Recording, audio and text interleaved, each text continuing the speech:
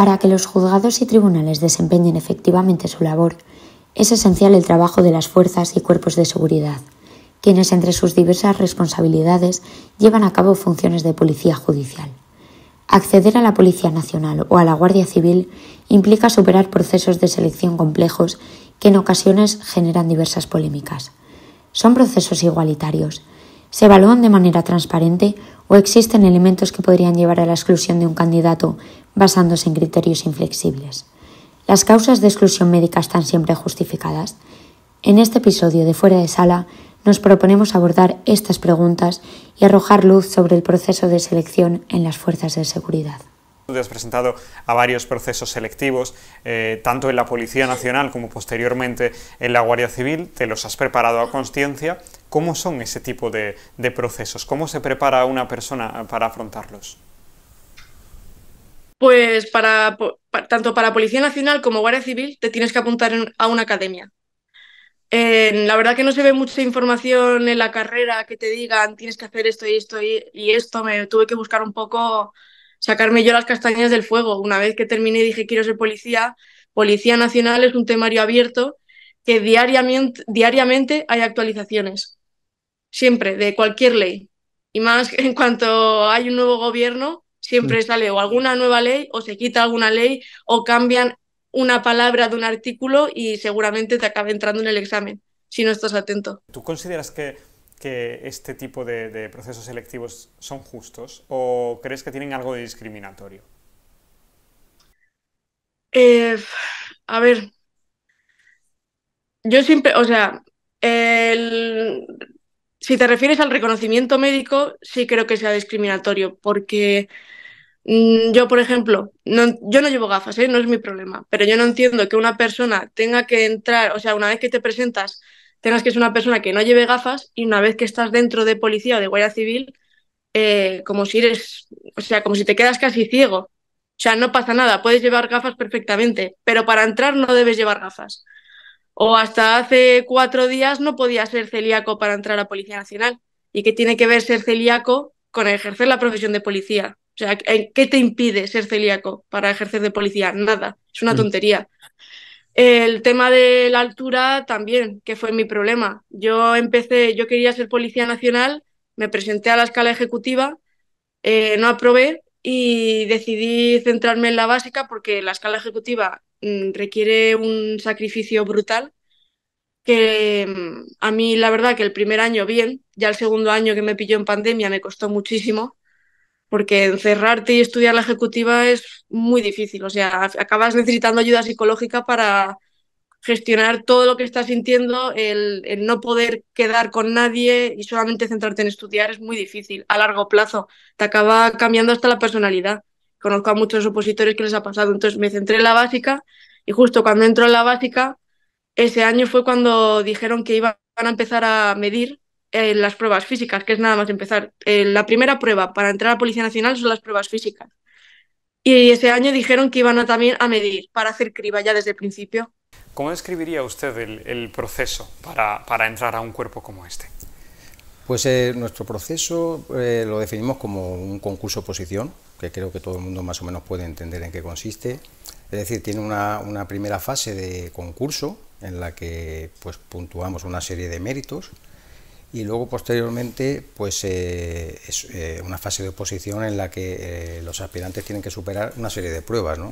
Pruebas de conocimientos, unas pruebas escritas y luego pruebas físicas, psicológicas, médicas, etcétera. ¿Diría usted que es un proceso duro? Pues diríamos que es duro en el sentido de que es una selección en la que partiendo de un número importante de aspirantes conseguimos determinar quiénes van a ser los que van a ingresar como alumnos en los centros de formación y claro, el número pues muchas veces es mucho más reducido que el número de plazas. Estamos hablando pues de una proporción que supera a 10 aspirantes por plaza. ¿Ves? Es un proceso igualitario, todo el mundo tiene las mismas oportunidades de acceder, ¿o no? Pues sí, eso claramente es un proceso en el que se trata de la misma forma a todos los aspirantes. Y si hablamos en cuestiones de sexo masculino o femenino, por supuesto que sí. La única diferencia que podríamos destacar sería en cuanto a los aspectos físicos, como puede ser las pruebas físicas, en las que sí que hay establecidas unas diferencias en cuanto a las marcas que tienen que superar los aspirantes. Yo mido 1,59 y medio y pedían 1,60. Yo sabía eso cuando me presenté a Policía Nacional, pero sí es cierto que hay mucha gente que no llega a la altura, a 1,60 justo, pero como era lo último que hacían en las pruebas físicas, o sea, era después de, tú te presentabas a las físicas, hacías el teórico, hacías psicotécnicos, hacías entrevista personal y ese mismo día también te hacían reconocimiento médico y ahí es cuando te medían. Que no llegabas a la altura, tú podías recurrir con un abogado, te gastas una pasta y al final la altura, cuando son, por ejemplo, en mi caso, medio centímetro es muy subjetivo también como te miden. Yo si dormía en el suelo, yo llegaba a 1,60. En cuanto se pasaban unas horas, me quedaba en 1,59 y medio. Entonces, si llegas al final del proceso, te merece la pena meterte en abogados y recurrir. Pero cuando es desde el principio, como fue en ese año cuando yo me presenté, no te merece la pena gastarte 2.000 euros en un abogado porque puede ser que luego cuando te presentes al test suspendas y no te sirva de nada haber recurrido y haberte gastado tanto dinero. Ahí, Yo me quedé fuera en ese caso, por la altura, por medio centímetro. No me pude presentar al examen cuando me dijeron que no llegaba a la altura. Y digo, no, yo quiero hacerlas. Las hice y me dijeron, podía hacer un alegato. Hice una alegación y no me contestaban. Era un viernes y recuerdo que ponía, el lunes los volvemos a medir en Madrid. Ese fin de semana estuve durmiendo en el suelo todo el fin de semana y ya llegué y me dijeron, no. Bueno, me midieron y ponía otra vez 1,59,7, lo recuerdo. En mi ficha pone que mido 1,59,7. Esto fue en enero, a principios de enero, el examen teórico era en febrero, yo no me pude presentar. Y luego fue a principios de febrero. Y el 20 o 22 de febrero dijo el Ministerio del Interior que quitaba la altura. en este programa hemos hablado con una persona que se ha presentado tanto a la Policía Nacional como a la Guardia Civil. Yo le voy a plantear una cuestión concreta que sucedió con la Policía Nacional, pero que quizá podría suceder en algún aspecto con la Guardia Civil, y es que se quedó a menos de medio centímetro de entrar, porque en ese momento existía la exclusión por no llegar a una determinada altura. Medía 1,59,7 en vez de 1,60. ¿Han sentido ustedes alguna vez que se quedan sin buenos profesionales por cuestiones que realmente no son tan importantes, pero forman parte de la norma? Bueno, nosotros desde nuestro servicio lo que hacemos es aplicar la norma que está en vigor en cada momento. Se ha referido antes al asunto de la talla, ¿no? Recientemente, en los procesos selectivos nuestros, dentro de la Guardia Civil, se ha suprimido esa condición, ese límite en cuanto a la talla. Entonces, bueno, ya no entramos a valorar si, qué talla es la que debe aceptarse, si debe haber un límite de talla o no, como si debe haber un límite de peso o no. Consideramos que eso es, a nivel político, es donde se desarrollan las normas y nosotros aplicamos esas normas tal cual están, ¿no? Y procuramos ser rigurosos, si bien es cierto que somos conscientes que estamos trabajando con personas que tienen unas expectativas de futuro y que muchas veces se ven truncadas por diversas cuestiones, ¿no? Pero en este caso diríamos que tenemos que ser muy asépticos, tenemos que velar por la seguridad jurídica, que diríamos ese es nuestro lema, ¿no? Procurar que sea un proceso transparente, que el opositor sepa cuáles son las reglas del juego, por decirlo de alguna manera, y que a partir de ahí, bueno, pues si resulta no apto, por supuesto tiene todo el derecho del mundo a recurrir cualquier cuestión. Esos elementos que pueden suponer la exclusión de un aspirante van cambiando a lo largo del tiempo, es decir, se van adaptando a la sociedad. Recuerdo que hubo un tiempo que si tenías algún tatuaje en alguna parte del cuerpo no se podía acceder a la Guardia Civil, eso se modificó. Yo no sé si veremos algún momento en el que vaya cambiando hasta el nivel de decir, bueno, en la Guardia Civil hay distintas funciones, se puede acceder con un grado de miopía si no se va usted a dedicar a determinadas tareas. ¿Cómo ve esta evolución? Pues sí, efectivamente van cambiando las normas y los requisitos de acceso en algunos aspectos, ¿no? Y lo estamos viendo en la cuestión de los tatuajes, que se suprimieron los tatuajes en cuanto a que fueran visibles. Sí que es verdad que hay unas limitaciones en cuanto al contenido de los tatuajes, que bueno, que todos podemos imaginar, ¿no? Y en cuanto al cuadro médico de exclusiones, pues efectivamente va evolucionando la evidencia científica, va evolucionando la medicina, y con arreglo a eso los especialistas también valoran si con determinadas cuestiones el aspirante es o no apto o presenta una limitación para ejercer sus funciones, ¿no? Pero repito, al final tenemos que aplicar ese cuadro médico de exclusiones que por supuesto va evolucionando, porque muchas veces pues, hay sentencias incluso por las cuales se anulan determinados requisitos o se modifican, y nosotros los aplicamos pues, con arreglo a derecho. Estamos hablando de unas pruebas de acceso a las fuerzas y cuerpos de seguridad cuyas investigaciones luego son la base para todo el proceso judicial del que hablamos a diario en medios como este. Y en ese proceso ustedes han reivindicado durante mucho tiempo determinadas cosas para que sea pues, justo, equitativo, racional. Entre ellas está la grabación de las entrevistas que se hacen para acceder, igual que se hace en cuerpos como la Policía Nacional.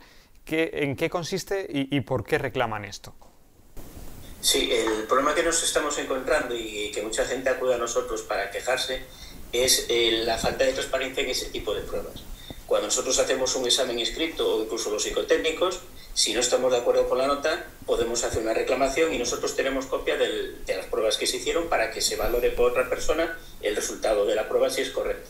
Sin embargo, en las entrevistas personales no existe constancia por ningún sitio. Queda la versión de la persona que hace la entrevista con sus anotaciones, pero si intentas recurrir es imposible poder recurrir. Porque aunque te vayas a un especialista, una vez que sales del examen, el tribunal que entienda de tu recurso lo que va a valorar es lo que ocurrió en ese sitio, no lo que ocurrió después. Es igual que si yo voy a un examen, me quedo en blanco y cuando salgo del examen me sé todas las preguntas, pero en el examen no las contesté. Pues en esto el tribunal hace lo mismo. Y esa falta de grabación de la entrevista es lo que provoca que no se pueda valorar lo que ocurrió dentro y poder defendernos de lo que pone el informe. Por eso llevamos bastante tiempo ya reclamando que se hagan las entrevistas como se tienen que hacer, que se haga una grabación para que quede constancia. Policía nos consta que lo tiene desde el año 2019 y no entendemos por qué la Guardia Civil se sigue negando. ¿Ha sucedido alguna circunstancia anómala que haya llegado a los tribunales y que ya han intentado acreditar que ha sucedido así y no hayan podido hacerlo porque no haya existido esa grabación? Ya hay sentencias en ese sentido que dicen los tribunales que lo que se tiene que valorar es ese momento. Por eso no vale después que aportemos informes de especialistas que digan que estamos en perfectas condiciones y que estamos bien. Sino lo que se valora es el momento que se hace la entrevista. Si en ese momento estaba nervioso, lo dice mal o ocurrió cualquier cosa dentro, no tengo forma de acreditar lo que ocurrió realmente con lo que dice el evaluador que ha ocurrido. Tenemos casos incluso de compañeros que nos han llamado diciendo que en el informe consta que se han puesto a llorar cuando ellos aseguran y perjuran que no han llorado en ningún momento.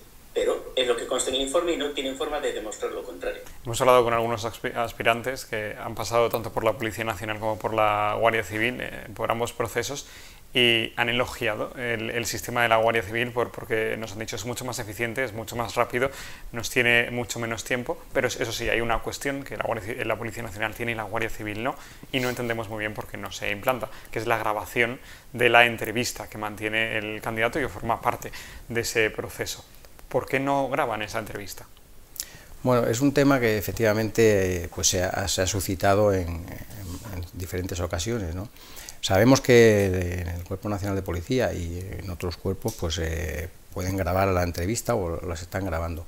Este asunto se ha evaluado por especialistas nuestros, por los psicólogos, y el argumento principal que consideramos que puede referirse aquí es en cuanto a que sin la grabación de la entrevista garantizamos perfectamente la seguridad de la prueba. Garantizamos, o sea, quiero decir, existe la posibilidad de defensa en todo momento del aspirante. Cuando el aspirante recurre porque ha resultado no apto, se le van a facilitar todos los datos de su entrevista, todos los criterios por los cuales han resultado no aptos, cuáles son las cuestiones que se han valorado al detalle. Con lo cual consideramos que no es necesario dicha grabación, sin entrar incluso a valorar cuestiones que podría ser del tipo de qué ocurre si esas grabaciones, diríamos, pues se difunden y entran a ser valoradas por una serie de aspirantes en las cuales al final se produce una especie de aprendizaje por los aspirantes de cómo se hace la entrevista que pone incluso en cuestión la validez o la fiabilidad de la propia prueba. Claro, ustedes dicen, realmente nosotros podemos garantizar que ha sucedido en esa entrevista porque damos todos los datos y todos los elementos que se han tenido en cuenta. pero puede decir el evaluador, la persona se derrumbó en la prueba o la persona lloró en la prueba, y el evaluado decir yo estuve perfectamente estable durante toda la prueba. Quizá con una cámara esto sería mucho más fácil de demostrar si pasó o no pasó, ¿no? Pues al final no es más fácil de demostrar. Quiero decir que estamos aportándole todos los datos de la entrevista al opositor, y eso es evaluado además no solo en una primera entrevista, sino que cuando resulta no apto hay otra segunda revisión de la entrevista en la que dos especialistas vuelven a valorar la situación y las competencias de esa persona. Entonces consideramos que existen todas las garantías. O sea, no consideramos que la grabación aporte una fiabilidad a la prueba ni una mayor validez. Y ese es nuestro criterio. Pero repito, es un tema técnico en el cual tampoco puedo entrar en muchos más aspectos que lo que estamos diciendo, ¿no? ¿Hay algún otro impedimento o algún otro obstáculo, circunstancia o característica de estas pruebas de acceso que ustedes consideren que se pueden llegar a extralimitar o que pueden llegar a vulnerar algún derecho a la hora de acceder a la Guardia Civil? El mayor problema que se queja mucha gente, muchos opositores se quejan, que nosotros también intentamos que se busque una solución, aunque reconocemos que no es sencilla, es el realizar las pruebas en distintos días. Buscar un lugar donde todo el mundo el mismo día y a la misma hora empiece las pruebas no es sencillo, y es uno de los problemas que se plantea muchas veces. Unas pruebas se hacen el sábado y al día siguiente van otros opositores a hacer las mismas pruebas, pero claro, el examen es distinto y siempre hay protestas y quejas de si uno era más fácil o el otro era más fácil. Y ese tipo de problemas se terminarían y se eliminarían este tipo de agravios que ocurren en ocasiones, aunque no sea intencionado, consiguiendo locales y sitios donde poder realizar todo el mundo al mismo día. Ya has pasado por los dos procesos selectivos, por uno incluso varias ocasiones, aunque no pudieses quizá terminarlo, pero ¿ves tu futuro dentro de alguno de los cuerpos? ¿Vas a seguir intentándolo o te has cansado ya? Terminé este último año de Guardia Civil, terminé muy quemada, dije no puedo más, estoy harta de la oposición, porque si alguien está pensando en opositar, yo le recomiendo que el primer año se centre solo en la oposición, si se lo puede permitir, y el segundo año que se busque ya un trabajo. No por nada, sino por tener un escape, porque si te centras solo en opositar durante tantos años, puedes acabar muy mal emocionalmente de haberte perdido tantas cosas y encima ver que no tienes una recompensa. Entonces, acabé muy quemada. Sí es cierto que ahora han pasado un par de meses y en cuanto hablo de Guardia Civil o Policía Nacional me entra otra vez el gusanillo de decir, es que quiero intentarlo, es que esto es lo mío. Yo ahora estoy buscando trabajo, me quiero centrar en trabajar y seguramente acabe preparándome de nuevo la oposición, pero desde otro enfoque.